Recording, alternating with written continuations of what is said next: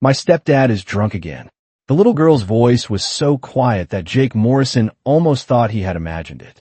Around him, Christmas music drifted through the town square, mixing with the laughter of children and the soft jingle of bells hanging from decorated storefronts. Snowflakes floated beneath strings of golden lights, turning the cold December evening into something that looked like a postcard. Families carried shopping bags, couples sipped hot chocolate, and a group of teenagers gathered around a giant Christmas tree that stood nearly 30 feet tall in the center of the square. Everything felt warm. Everything felt safe. Yet when Jake looked down, he saw fear in the eyes of the little girl standing beside him. She couldn't have been more than 8 years old. Her red winter coat was slightly too large for her small frame, and one of her gloves had a hole near the thumb.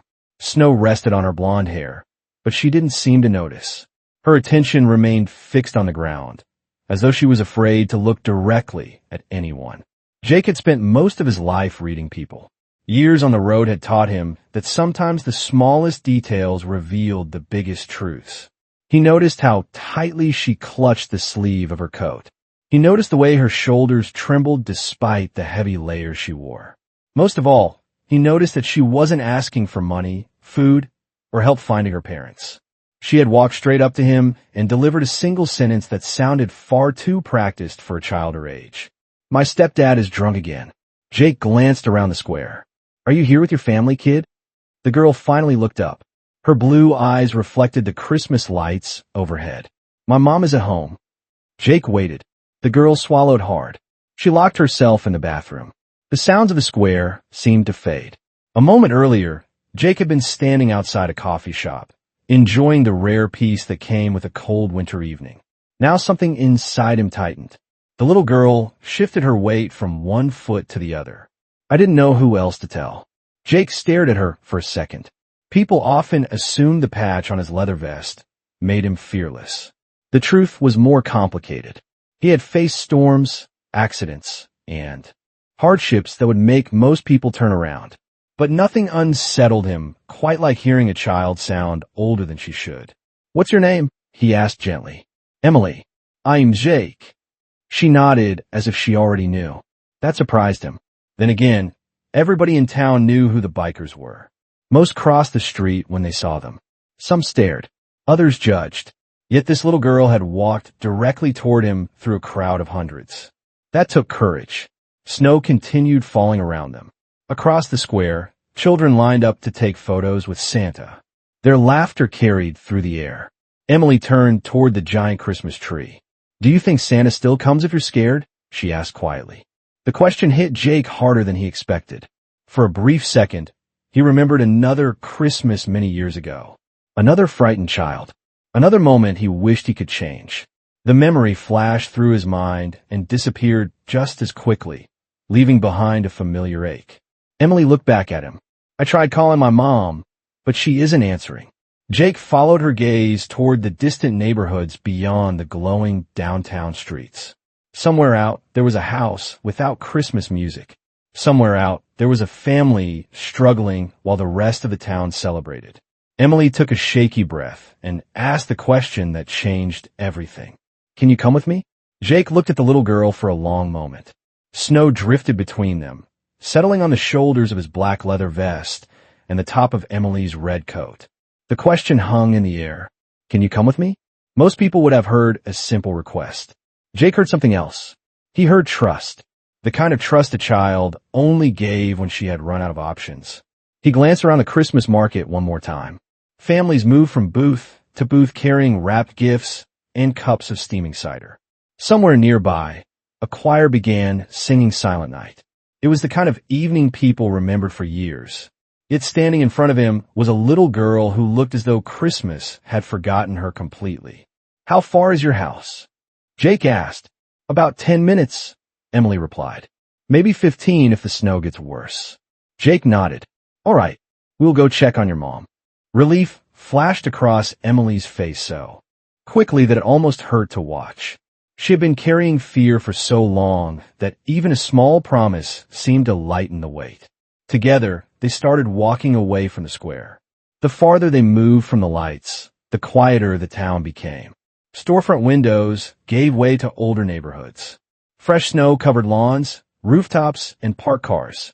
Christmas decorations glowed warmly from porches and windows. Plastic reindeer stood in yards. Inflatable snowmen swayed gently in the wind. Every house seemed filled with life. Every house except the one Emily kept glancing toward in the distance. Jake noticed she rarely spoke unless he asked a question. "How old are you?" he said. "8. Do you like school?" "Sometimes." "What is your favorite subject?" "Art." For the first time, a faint smile appeared. "I like drawing animals." "You any good?" Emily shrugged. "My teacher says I am." "Then your teacher is probably right." The smile lingered for another second before fading. Jake could tell her thoughts had already returned home. A few blocks later, they passed a church. Bells echoed softly through the cold night. Emily stopped walking and stared at the nativity display near the front entrance. The figure stood beneath a wooden shelter dusted with snow. Warm lights illuminated the scene. "My mom likes that church," Emily said quietly. "We used to go every Christmas Eve." Jake caught the word used. Not go. Used to go. What changed? Emily looked down at her boots. Things got harder. Jake did not press further. Children often revealed the truth in pieces. Rushing them only made them retreat. They continued down a side street lined with aging homes and bare maple trees. The decorations became less elaborate here. The sidewalks showed cracks beneath the snow. Porch lights flickered. Emily pulled her coat tighter around herself. "Mom always tries to make Christmas special," she said suddenly. "Even when we do not have much." Jake listened. "Last year she made popcorn garlands because we could not buy decorations." Her voice softened. She stayed up really late making them. A small knot formed in Jake's chest. He had known people with plenty of money who never gave half that effort. "Sounds like your mom loves you a lot." Emily nodded immediately. "She does." The certainty in her answer carried more strength than anything else she had said all evening. Then she pointed ahead. "That is our street." Jake followed her gaze. Beyond a row of snow-covered mailboxes stood a cluster of aging mobile homes near the edge of town. Most had modest decorations hanging from railings or windows. But one home stood dark and still beneath the falling snow. No lights glowed from the windows. No decorations sparkled outside. It looked like a small island of darkness surrounded by Christmas. Emily slowed her pace. The closer they got, the more nervous she became. Finally, she stopped completely and stared at the house. Her voice barely rose above a whisper. "Something feels wrong." Emily's words lingered in the cold air. "Something feels wrong." Jake studied the dark mobile home at the end of the narrow lot. Snow collected along the roof and window sills, untouched and silent. Every other home nearby seemed alive with Christmas. Colored lights blinked. Televisions flickered behind curtains. A few families could be seen gathered around dinner tables. But this place felt different. It felt disconnected from the rest of the world. Jake looked down at Emily. The little girl stood perfectly still, staring at the front door as though she expected something terrible to happen if she moved any closer. He had seen that expression before. Not on children. On soldiers. On people who had spent too long waiting for bad news. "Stay beside me," he said gently. Emily nodded. Together, they walked up the short path leading to the porch. The wooden steps creaked beneath Jake's boots. He noticed a small wreath hanging on the front door. One side had been carefully decorated with red ribbon and pine cones. The other side had started to come loose. It looked like someone had tried very hard to make the house feel festive, but never had the chance to finish. Emily reached in her coat pocket and pulled out a key. Her hand trembled slightly. "Mom usually leaves the porch light on," she whispered. Jake glanced at the dark fixture above the door. Maybe the bulb burned out. Emily did not answer. She seemed unconvinced. The front door unlocked with a soft click. Warm air drifted out, carrying the faint scent of cinnamon and pine. For a moment, Jake felt relieved. The house did not seem abandoned. It did not seem dangerous. It simply felt sad. They stepped inside. The living room was small but neat. A modest Christmas tree stood near. The window. Strings of popcorn wrapped around the branches. Handmade paper ornaments hung beside a few faded decorations that had clearly been used for years. Underneath the tree sat several wrapped presents. Most were small. One was covered in carefully folded newspaper instead of gift wrap. Jake noticed the effort immediately. Someone had done the best they could with very little. "Mom," Emily called. Her voice echoed through the house. No answer came back. She called again. Still nothing. Jake felt tension return to his shoulders. Then they heard it. A faint sound from somewhere deeper in the home. Running water. Emily's eyes widened. "That is the bathroom." She hurried down the hallway before Jake could stop her. The bathroom door was closed. Light shone beneath it. Emily knocked softly. "Mom." For several seconds, there was only silence. Then a tired voice answered from inside. "Emily." Relief flooded the little girl's face so quickly that tears appeared in her eyes. "Mom, it is me." Another pause followed. Then the lock clicked. The door opened a few inches. A woman in her early 30s stood there wrapped in a sweater several sizes too large. Her blonde hair was tied back loosely, and dark circles rested beneath her eyes. She looked exhausted more than anything else. When she saw Emily, emotion crossed her face so suddenly that it seemed to break through a wall she had spent all day holding together. She knelt down and wrapped her daughter in a tight embrace. Emily immediately hugged her back. Neither spoke for several moments. Jake quietly looked away, giving them privacy. Finally, the woman stood and noticed him. Confusion appeared in her expression. Emily wiped her eyes. "Mom, this is Jake. He helped me." The woman looked at the tall biker standing in her hallway. Most people might have reacted with uncertainty. Instead, she offered a tired but sincere smile. "Thank you for bringing her home." Jake nodded. "She was worried about you." The woman glanced at her daughter and sighed softly. "I am Laura Carter." Before Jake could answer, his attention drifted toward a framed photograph sitting on a nearby shelf. It showed a younger Laura standing beside a smiling man and a much younger Emily. The picture had clearly been taken years earlier. Yet what caught Jake's attention was not the photograph itself. It was the layer of dust surrounding the frame, and the fresh fingerprints that had recently wiped part of it clean. Someone in this house had been looking at that picture a lot lately. Laura followed Jake's gaze to the photograph and offered a sad smile. "That was Emily's father," she said quietly. "His name was Daniel." She walked over and picked up the frame with both hands, brushing away a little more dust with her thumb. The Christmas tree lights reflected softly across the glass. "He passed away 4 years ago." Emily moved closer to her mother and rested her head against her arm. Jake noticed how naturally they leaned toward each other. Whatever difficulties this family faced, the bond between them remained strong. Laura carefully returned the photograph to the shelf. "I am sorry," Jake said. She nodded. "Thank you." For a moment, the small living room fell silent, except for the gentle hum of the heater and the distant sound of Christmas music drifting from a neighbor's house. Then Emily spoke. "Mom always keeps his picture clean." Laura looked down at her daughter and smiled faintly. "Your father deserves that." Emily pointed toward the tree.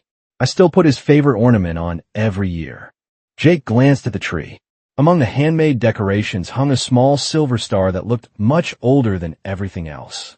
It caught the light every few seconds as the branches moved slightly from the warm air vent nearby. The simple ornament seemed strangely important. Laura noticed him looking. "Daniel bought that when Emily was born," she explained. "Every Christmas, he would hang it himself." Her voice softened. "After he died, Emily took over." The little girl smiled proudly. For the first time all evening, Jake saw a glimpse of the child she should have been instead of the worried little girl he had met in the town square. Laura invited him to sit at the small kitchen table. The house was modest but carefully maintained. The countertops were clean. A tray of homemade cookies rested beside the stove. A pot of hot cocoa sat warming near the back burner. Signs of effort were everywhere. Signs of wealth were not.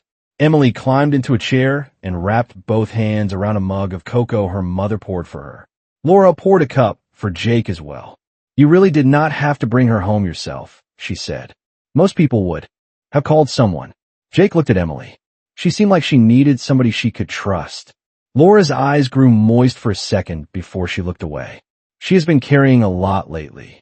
Jake noticed the exhaustion in her face again. Not fear, not panic, exhaustion. The kind that built over months, maybe years, of trying to hold everything together. Emily said things have been hard. He said carefully. Laura released a slow breath. Hard is a good word for it. She glanced around the small kitchen. After Daniel passed away, I worked 2 jobs. We got by. Barely. Then prices kept going up. Rent went up. Utilities went up. Everything seemed to cost more every year. Emily listened quietly. She had clearly heard parts of this story before. Kevin was supposed to help. Laura continued. At first, I thought he would. She quickly added, he is not a bad person. The statement came so fast it sounded rehearsed. Jake remained silent. People often revealed more when they were not interrupted. Laura folded her hands together. He lost his job 6 months ago. Things changed after that. Her eyes drifted toward the dark window above the sink. Snow continued falling outside. I kept thinking things would get better. I kept telling Emily things would get better. Emily lowered her gaze into her cocoa. The sight tightened something inside Jake's chest. Children always believe the promises adults made, even when the adults no longer believe them themselves. Across the room, when the Christmas tree lights flickered, Emily suddenly stood and walked over to the tree.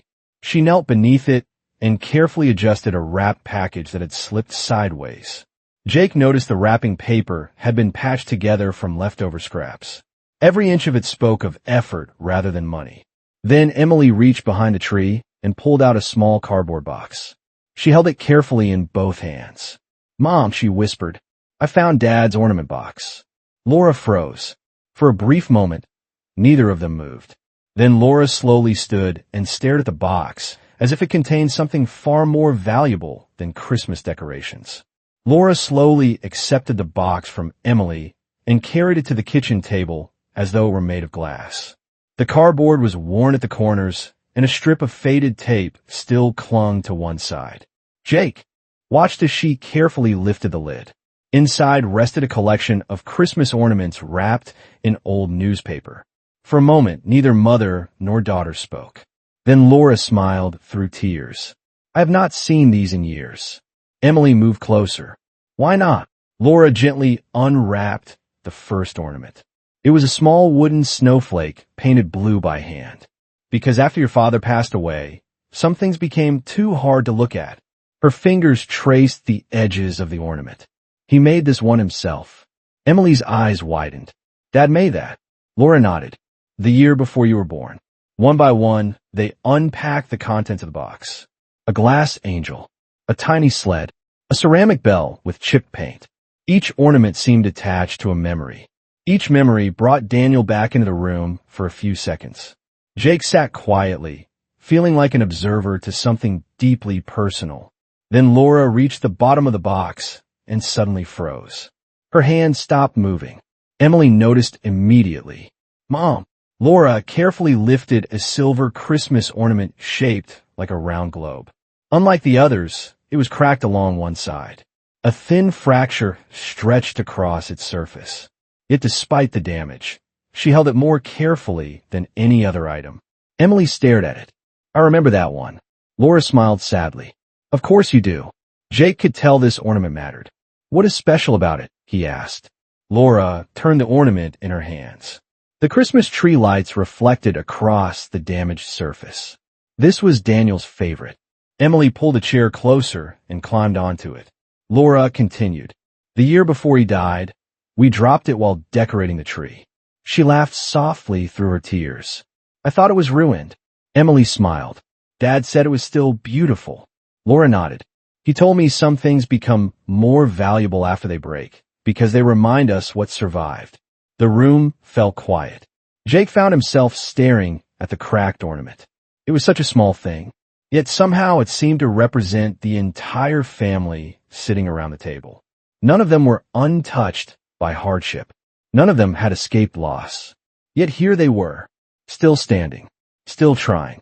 Emily reached out and touched the ornament gently. Can we put it on the tree? Laura hesitated. It might fall apart. Dad would want it there. Laura looked at her daughter for several seconds before smiling. You are right. Together, they carried the ornament to the tree. Emily carefully hooked it onto one of the strongest branches near the center. When she stepped back, the cracked silver globe caught the glow of the lights and shimmered brighter than any decoration around it. Jake felt an unexpected tightness in his chest. Years ago, he might have dismissed something like this as sentimental nonsense. But age had taught him that people did not survive difficult times because they were strong. They survived because they found reasons to keep going.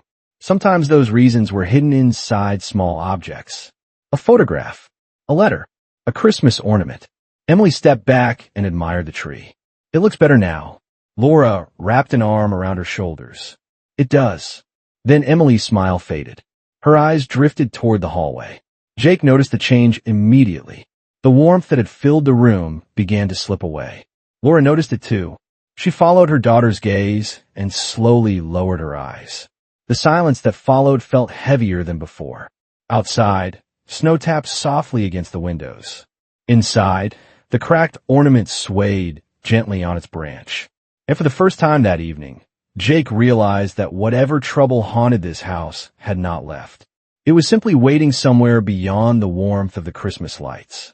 The silence lingered for several seconds after Emily looked toward the hallway. Laura slowly returned to her chair and folded her hands together. The warmth that had filled the room only moments earlier seemed fragile now, like a candle flickering against a winter wind. Jake noticed the way Laura kept glancing toward a closed door at the far end of the hall. He did not need to ask what was behind it. Emily quietly climbed back in her chair and stared into her mug. The little girl seemed to be listening for something, waiting for something. Finally, Laura released a tired sigh. Kevin is asleep. Her voice carried more exhaustion than anger. Jake nodded but said nothing. Laura looked down at the table. I know what Emily told you. The Christmas lights reflected softly in her eyes. And I know what this probably looks like. She paused before continuing. But Kevin was not always like this. Jake had heard similar words before. Sometimes they were excuses. Sometimes they were simply the truth. Laura stood and walked to the kitchen counter where a stack of unopened envelopes sat beside a coffee maker. She picked up the top envelope and handed it to Jake. It was a past due notice. Another sat beneath it. Then another. Utility bills, medical expenses, credit cards. The pile seemed endless. 6 months ago, Kevin lost his job at the manufacturing plant, she said. The company shut down the entire division. Her eyes drifted toward the hallway again. He had worked there almost 12 years. Jake studied the envelopes. He had seen strong people fall apart for less. Laura continued. At first, he kept telling us he would find something else. He filled out applications every day. He drove all over the county looking for work. She managed a faint smile. He even made spreadsheets. Emily nodded quietly. I helped him print them. Laura's smile faded. Then the months passed. The room grew still again. Outside, snow continued falling against the dark windows. The savings disappeared, Laura said. Then the truck needed repairs. Then the furnace broke. Then medical bills arrived. She looked toward the Christmas tree. Every problem seemed to bring another problem with it. Jake understood that feeling better than most. Sometimes life did not knock people down all at once. Sometimes it simply buried them one problem at a time. Emily twisted her fingers together. Kevin used to build snowmen with me. Laura smiled sadly. Yes, he did. And he used to make pancakes shaped like dinosaurs. Yes. Emily looked at the floor. He does not do that anymore. Laura closed her eyes for a second. That simple observation seemed to hurt more than any accusation ever could. Jake watched both of them carefully. He realized something important. Neither mother nor daughter spoke about Kevin with hatred. They spoke about him with disappointment, with sadness, as though they were mourning someone who was still there, but no longer felt like himself. A faint sound suddenly came from down the hallway. Nothing dramatic, just the sound of movement from the closed room. Emily immediately stiffened. Laura lowered her eyes. The atmosphere changed again, not because anyone felt threatened, but because uncertainty had returned. Nobody knew what kind of mood tomorrow would bring. Nobody knew if things would improve or grow worse. That uncertainty had become part of daily life. Jake leaned back in his chair and looked at the Christmas tree. The cracked silver ornament swayed gently among the lights. Daniel's ornament, the one that had survived after breaking. For some reason, he could not stop looking at it. Because sitting in this small house, surrounded by unpaid bills, fading hope, and a family trying desperately to hold itself together, Jake could not help wondering whether Kevin Brooks was broken beyond repair or whether, like the ornament hanging on that tree, there was still something worth saving beneath the cracks. Jake sat quietly for several moments after Laura finished speaking. The sound from the hallway had faded again, leaving only the soft hum of the heater and the glow of Christmas lights reflecting across the room. Emily remained near the tree, staring at the cracked silver ornament. Somehow that small decoration seemed to say everything nobody in the house could put into words. Things had broken. Things had changed. Yet people were still trying to hold on. Jake slowly reached into the pocket of his leather vest and pulled out his phone. Laura noticed. "Do you need to go?" she asked. "It is Christmas Eve. I have already taken enough of your time." Jake looked around the room. The patched wrapping paper. The overdue bills. The tired mother. The little girl who had walked through a crowded town square looking for help from stranger. Then he looked at the tree. "No," he said quietly. "I think I need to make a call." Laura looked confused, but did not ask questions. Jake stepped onto the small front porch. Snowflakes drifted beneath the yellow porch light. The neighborhood was silent except for distant church bells ringing somewhere across town. He scrolled through his contacts and selected a name. The phone rang once. "Merry Christmas, brother," a deep voice answered. Jake smiled faintly. "You busy?" "Not anymore." "What is going on?" Jake looked back through the living room window. Emily was showing her mother one of the old ornaments. For the first time all evening, both of them were smiling. "I found a family that could use some help." The voice on the other end became serious immediately. "How much help?" Jake glanced toward the dark sky, the kind that shows up. There was a brief pause. Then a man laughed softly. "Give me 15 minutes. Jake ended the call and sent 3 more messages. Then another 4. Then another 2. He never explained much. He did not need to. Some people understood before the message was even finished. 20 minutes later, the first distant rumble echoed through the snowy streets. Laura heard it from inside the house and walked toward the window. Emily followed. Jake remained on the porch. Another engine joined the first. Then another. Then another. The sound rolled across the neighborhood like distant thunder. Neighbors began peeking through curtains. Porch lights switched on. A dog barked somewhere down the street. Emily opened the front door and stepped outside beside Jake. Her eyes widened. One by one, motorcycles appeared through the falling snow. Their headlights cut through the darkness in long golden beams. The riders moved slowly, respectfully, almost silently despite the powerful engines beneath them. There were no loud celebrations. No dramatic speeches. Just men and women arriving from every direction. Some wore leather vests.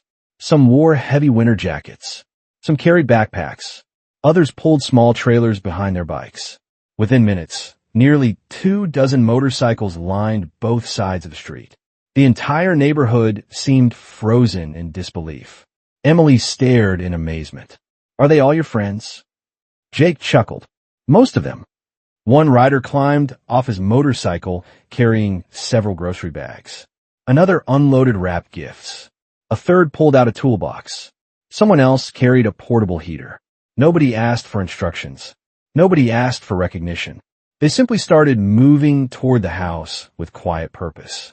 Laura stepped onto the porch and covered her mouth with both hands.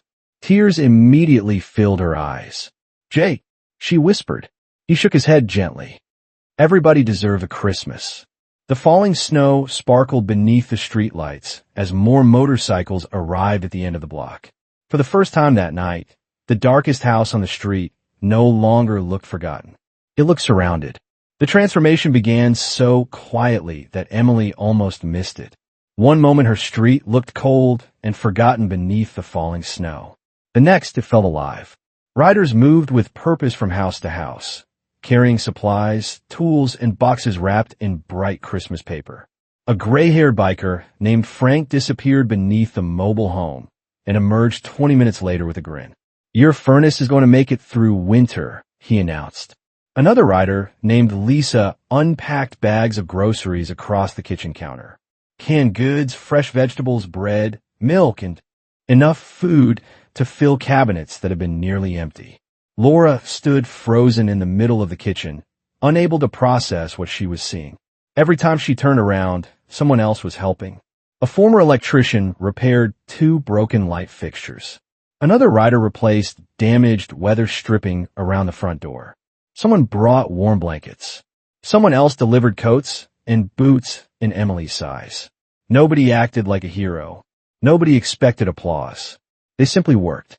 Jake watched from the corner of the living room as the house slowly changed around him.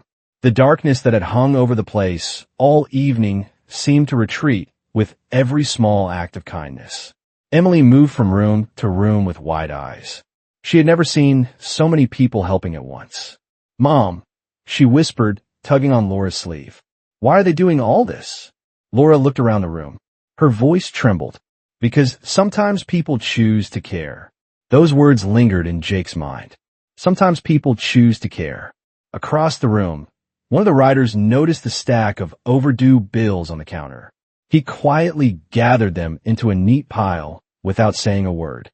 Nobody judged. Nobody asked embarrassing questions. The family had carried enough shame already. Outside, neighbors slowly emerged from their homes. At first, they only watched from their porches. Then one elderly woman crossed the street carrying a homemade pie. A retired teacher arrived with a box of books for Emily. Another neighbor brought extra Christmas decorations from her attic. Kindness spread through the neighborhood like light traveling from one candle to another.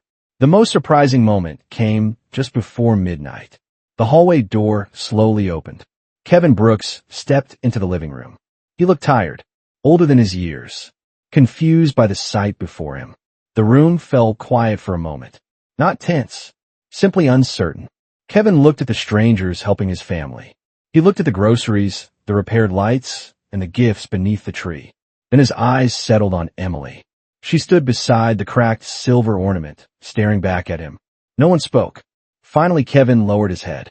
"I did not know people still did things like this," he said softly. His voice carried something Jake had not heard before. Not anger, not excuses, just regret. Laura looked at him for a long moment.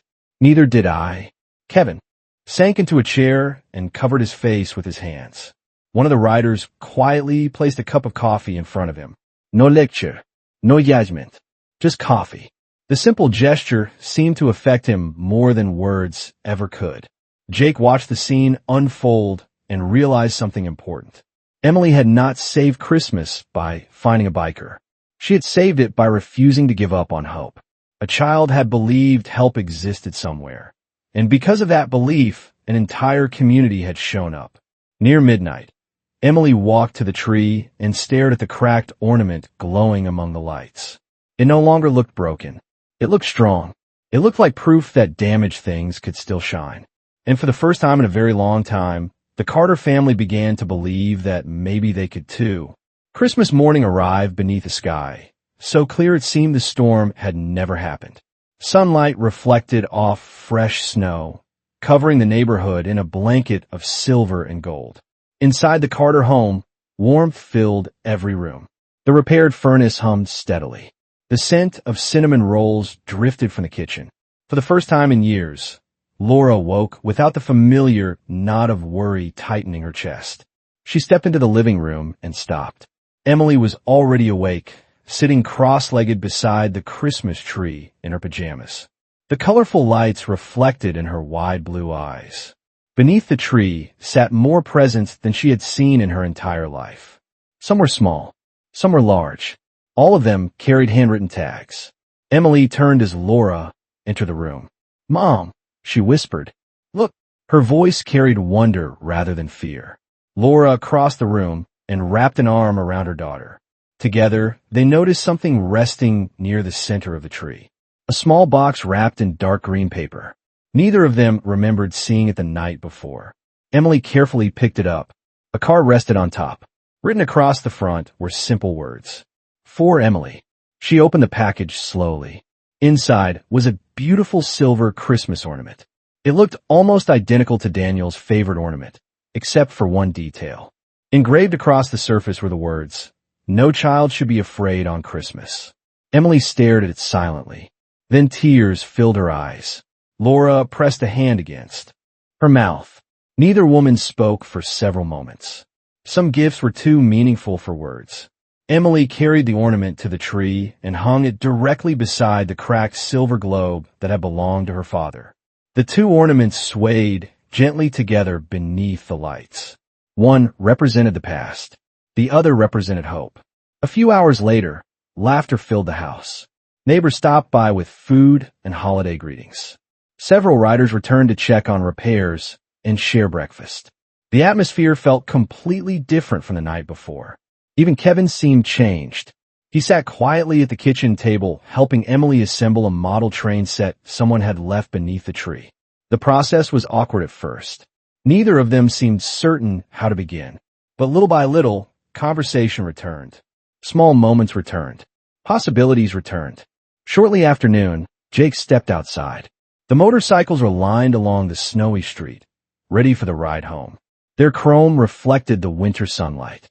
He paused beside his bike and looked back toward the house. The front door opened.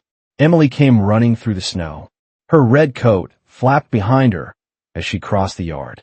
She stopped in front of him, breathing hard from excitement. "You are leaving?" she asked. Jake smiled. "Looks that way." Emily lowered her eyes. "Will you come back next Christmas?" The question caught him off guard. For a moment he saw not only the little girl standing before him, but every frightened child he had ever failed to help, every regret he had carried through the years, every road he had traveled trying to outrun memories that never truly disappeared. Then he looked toward the house. Laura stood on the porch, smiling softly. Kevin stood beside her. The neighborhood was alive. The lights were on. Hope had returned. Jake placed a gentle hand on Emily's shoulder. "Yeah, kid," he said. "I will be here." Emily threw her arms around him before he could say anything else. Jake laughed quietly and returned the hug. A few minutes later, engines roared to life up and down the street. The riders pulled away one by one, disappearing beneath the bright winter sky. Emily stood beside the road waving until the last motorcycle vanished beyond the falling sparkle of snow. Then she looked down at the ornament box she still held in her hands and smiled. Because for the first time in a very long time, Christmas did not feel like something that happened to other people. It felt like it belonged to her family too.